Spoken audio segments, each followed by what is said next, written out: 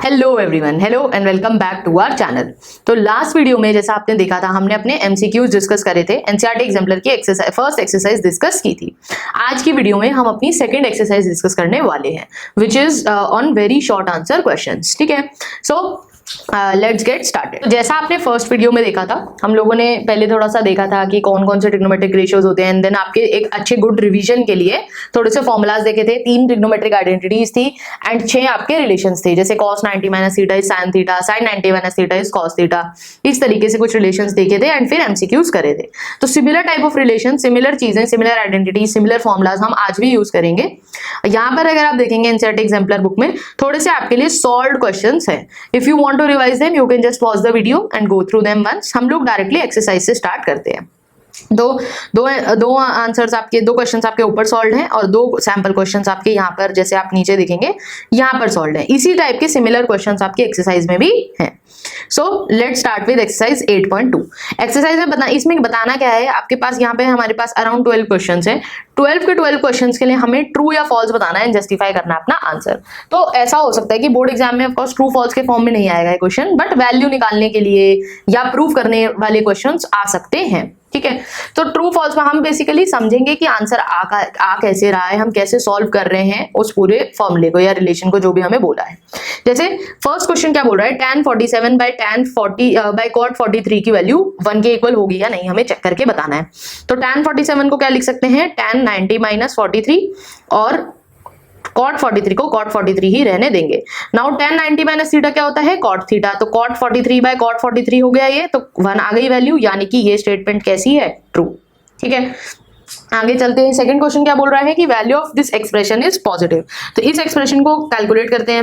cos square 23 minus sine square 67 लिखा है, तो इसको कैसे देखना है, a square minus B square. तो a square minus B square की आइडेंटिटी हमें पता है a minus B into A plus B, तो इसको उस हिसाब से लिख देते हैं। a माइनस बी, b क्या है sign 67 into A plus B, यानी कि cos 23 प्लस साइन 67। ठीक है, अब आप देखो साइन 67 को कैसे लिख सकते हो, यहाँ पे ये हो गया cos 23, साइन 67 को कैसे लिख दो, साइन 90 माइनस 23।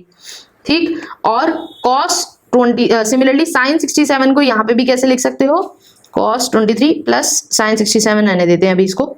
अब देखो साइन 90 माइनस 23 को क्या लिख सकते हो, cos 23। बाहर ऑलरेडी ये cos 23 है, तो यहाँ पे क्या आ गया, cos 23 माइनस cos 23, और इसको आप मल्टीप्लाई कर रहे थे ये सेम चीज के साथ। अगर ये चीज 0 हो गई, 0 को किसी के भी साथ मल्टीप्लाई करोगे तो आंसर क्या आएगा, 0। तो क्या ये पॉजिटिव होगा, नहीं, ये 0 is neither positive nor negative. तो ये कैसी स्टेटमेंट है, फॉल्स, क्योंकि आंसर क्या है हमारा 0। थर्ड क्वेश्चन में क्या बोला है कि जो आपको एक्सप्रेशन गिवन है sin 80 माइनस cos 80, ये नेगेटिव है।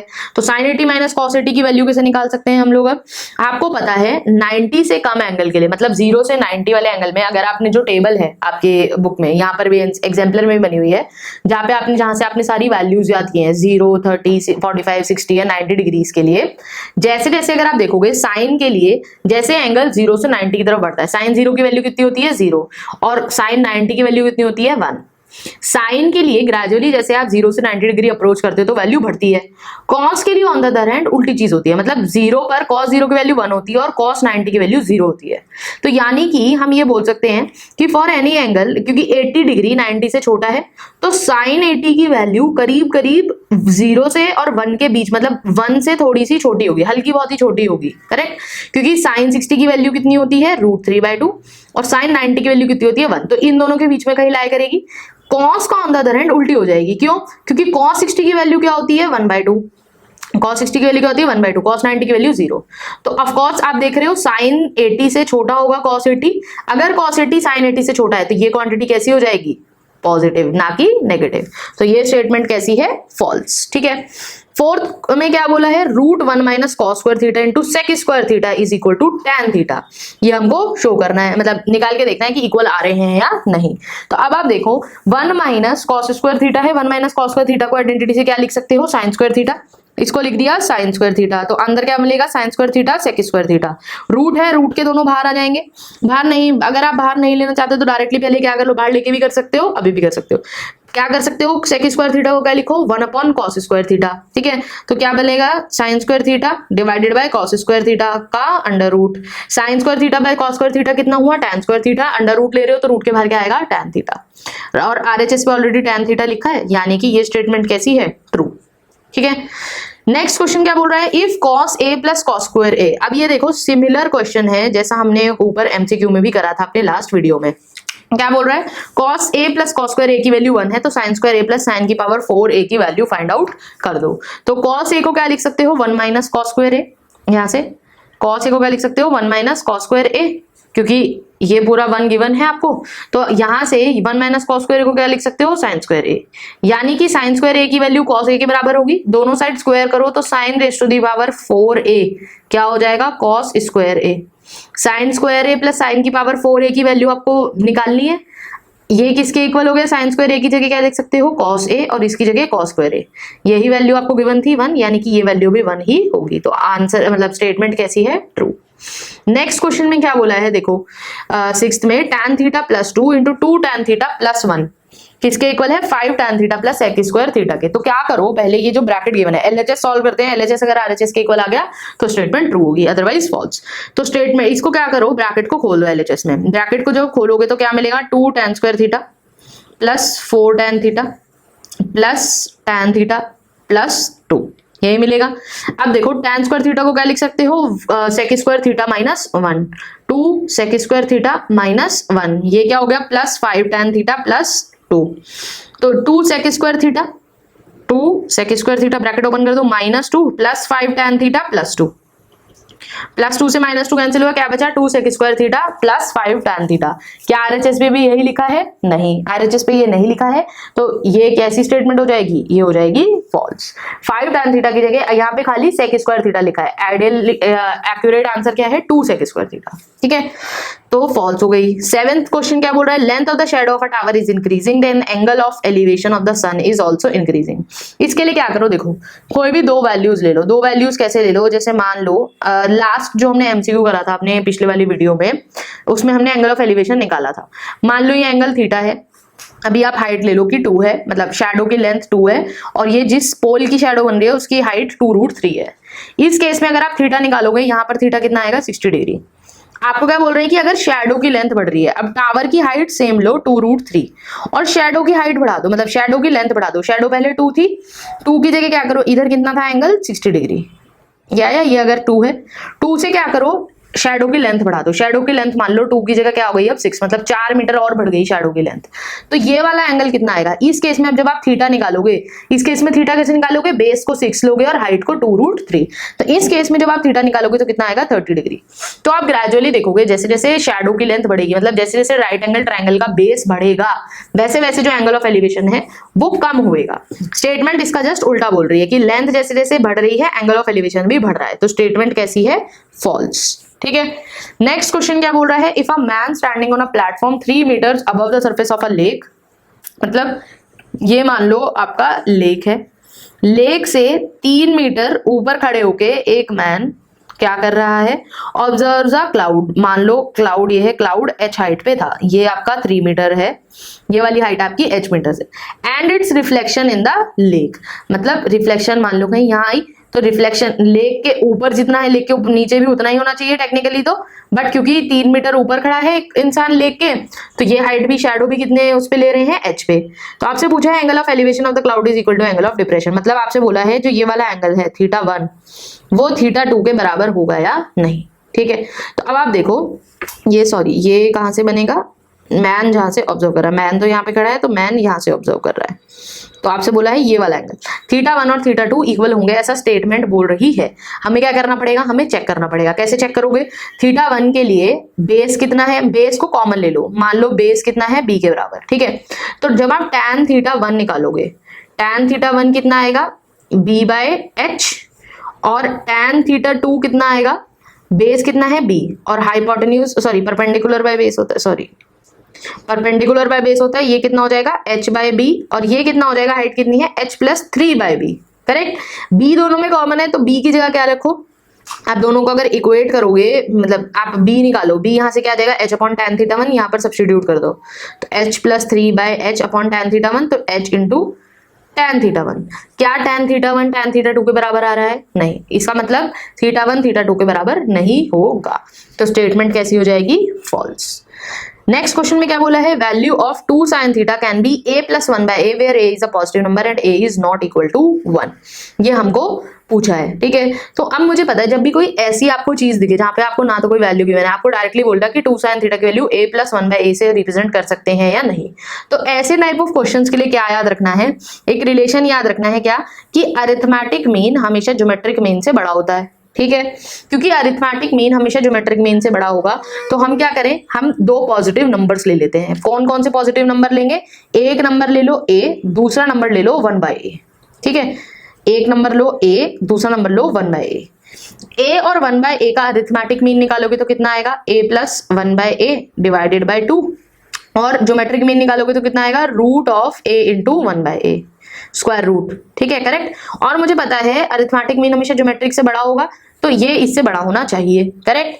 तो a plus 1/a divided by 2 is greater then, ये a से कट गया, रूट 1 कितना आया? 1, यानी कि a plus 1/a should be greater then 2। ये आ रही है मेरी इनइक्वालिटी। तो अब a प्लस 1/a अगर साइन थीटा के इक्वल, 2 साइन थीटा के इक्वल हो सकता है, अगर क्वेश्चन के स्टेटमेंट को हम दो पल के लिए ट्रू माने और फिर चेक करें, तो a प्लस 1/a की जगह क्या रखो? 2 साइन थीटा।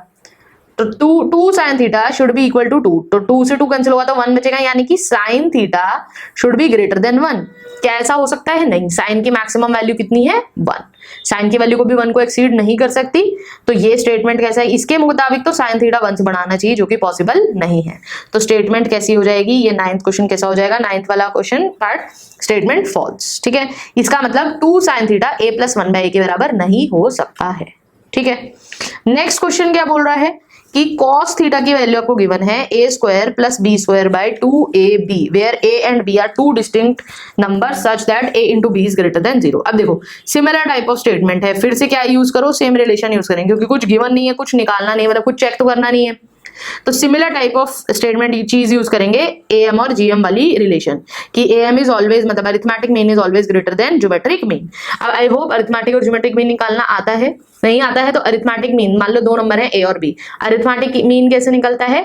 जो जैसे आप नॉर्मली एवरेज निकालते हो, तो दो नंबर है a और b, अरिथमेटिक मीन क्या हो जाएगा? a plus b by 2, geometric mean क्या हो जाएगा? Root of a into b, ठीक है। तो सिमिलरली दो नंबर्स अब यहाँ पे कौन कौन से लेंगे? यहाँ पर हम दो नंबर्स ले लेते हैं a स्क्वायर और b स्क्वायर, ठीक है। तो दो नंबर है a स्क्वायर और b स्क्वायर का अरिथमेटिक मीन क्या होगा? a square plus b square by 2, geometric mean क्या होगा? Root of a square into b square. This should be greater than root a square b square. अब मुझे पता है, इसको सिंप्लीफाई करो, a square plus b square will be equal to 2 को दूसरी साइड ले जाओ, और root a square b square है तो रूट के बाहर क्या निकलेगा? ab, यानी कि root a square b square should be greater than 2ab को वापस ले आओ इधर, ये root a square plus b square by 2ab, इधर क्या बच जाएगा फिर? Greater than 1। ये 1 से बड़े होने चाहिए। फिर से अगर मैं इस स्टेटमेंट, इस पूरे एक्सप्रेशन की जगह क्या रख दूं? cos, यानी कि cos theta should be greater than 1। Again क्या cos थीटा ग्रेटर देन 1 हो सकता है? नहीं। cos की मैक्सिमम वैल्यू भी कितनी है? 1, यानी कि ये स्टेटमेंट भी कैसा हो जाएगा? फॉल्स, क्योंकि ये चीज पॉसिबल नहीं है कि cos 1 से बड़ा हो जाए। नेक्स्ट क्वेश्चन में क्या बोला है कि angle of elevation of the top of a tower is 30 degree, if height of the tower is doubled the angle of elevation of its top will also be doubled. क्या बोला है? आपके पास एक टावर है, मान लो टावर की height h है, ठीक है। टावर का बेस ले लेते हैं b, ये एंगल कितना है? 30 डिग्री। यही बोला है angle of elevation is 30 degree. तो यहाँ पर अगर 30 डिग्री है तो एक रिलेशन लिख लेते हैं, tan 30 कितना होता है? 1/√3। tan 30 is equal to perpendicular by base, perpendicular कितना है? h के बराबर, बेस कितना है? b। Second part of the question क्या बोला है? Height of the tower is doubled, यानी कि अब ये टावर कैसा हो गया? h की जगह 2h हाइट का हो गया, बेस अभी भी उतना ही है b के बराबर। तो अब आपसे पूछा है angle of elevation of its top will also be doubled, मतलब इस केस में अब आप थीटा निकालो। tan थीटा यहाँ पर कितना हो जाएगा? परपेंडिकुलर बाय बेस, परपेंडिकुलर कितना है? 2h by b। h by b की जगह क्या रख सकते हो? 1/√3, तो 2/√3 रख सकते हो h by b की जगह यहाँ से। ये चीज आपने इस वाले पार्ट में सब्स्टिट्यूट कर दी। tan थीटा कितना आया 2/√3। अब अगर आप 2/√3 ऑलमोस्ट निकालोगे तो ये कितना है 1.15। अब अगर आप थीटा निकालोगे इस एंगल पे 1.15 किसने एंगल पे होगा tan की वैल्यू अप्रोक्सीमेटली मतलब आप ऐसे देख लो 45 और 60 के बीच में कोई एंगल होना चाहिए। एस्टिमेट करा करो, ठीक है। कैसे? tan 45 की वैल्यू क्योंकि 1 होती है और tan 60 की वैल्यू √3 मतलब 1.732। ये 1.15 इन दोनों के बीच में कहीं पे लाई कर रहा है, यानी कि ये एंगल 60 से तो ऑफकोर्स सी बात है छोटा ही होगा। क्वेश्चन क्या बोल रहा है कि इसके स्टेटमेंट के अकॉर्डिंग, स्टेटमेंट क्या बोल रही है कि डबल हो जाना चाहिए था एंगल, मतलब एंगल 30 से क्या हो जाना चाहिए था 60। बट क्या ये 60 आएगा? नहीं, ये 60 से छोटा आएगा। यदि ये 60 होता तो एंगल वैल्यू कितनी आनी चाहिए थी 1.732, जो कि नहीं आ रही, यानी कि स्टेटमेंट कैसी हो जाएगी? फॉल्स। सिमिलरली लास्ट क्वेश्चन है। लास्ट क्वेश्चन क्या बोल रहा है? Height of a tower and the distance of the point of observation from its foot both are increased by 10%, then angle of elevation remains unchanged. देखो simple, again फिर से same काम करना है, ठीक है। h हाइट का टावर लो, b बेस लो उसका, ये थीटा एंगल लो, ठीक है। तो थीटा tan थीटा कितना आया h by b। क्या करो, अब दोनों को 10-10% से बढ़ा दो। 10-10% से बढ़ाने का क्या मतलब है कि पहले ये b था तो अब ये b प्लस 10/100b मतलब 0.1b और हो गया, मतलब 1.1b हो गया। ये हो गया 1.1b, ये हो गया 1.1h, ठीक है। ये हो गया आपका θ2, इसको बोल दो θ1। tan θ2 कितना आएगा 1.1h बाय 1.1b। 1.1 से 1.1 से कैंसिल हो गया, तो tan θ2 भी कितना आ रहा है h बाय b। यानी कि अगर दोनों को 10%, इसका मतलब क्या बोल सकते हैं tan θ1 is equal to tan θ2। अगर टेंजेंट बराबर है दोनों का, यानी कि θ1 इज इक्वल टू θ2। स्टेटमेंट ये बोल रही है कि अगर दोनों को 10-10% से बढ़ा दोगे तो angle of elevation remains unchange, जो कि सही आ रहा है, हमने चेक कर लिया। तो स्टेटमेंट कैसी होगी? ट्रू। ये थे हमारे 12 questions. I hope this video has helped you in revising and practising the trigonometry concepts clearly. Next video में हम बात करेंगे अपनी नेक्स्ट 8.3 एक्सरसाइज की, जहां पर शॉर्ट आंसर टाइप क्वेश्चंस है बट प्रूफ वाले क्वेश्चंस है। तो नेक्स्ट वीडियो जरूर देखें आप लोग, प्रूफ वाले क्वेश्चन जरूर आएंगे पेपर में, ठीक है। So if you found this content helpful then do like, share and subscribe to our channel. Thank you so much for watching the video. See you in the next video.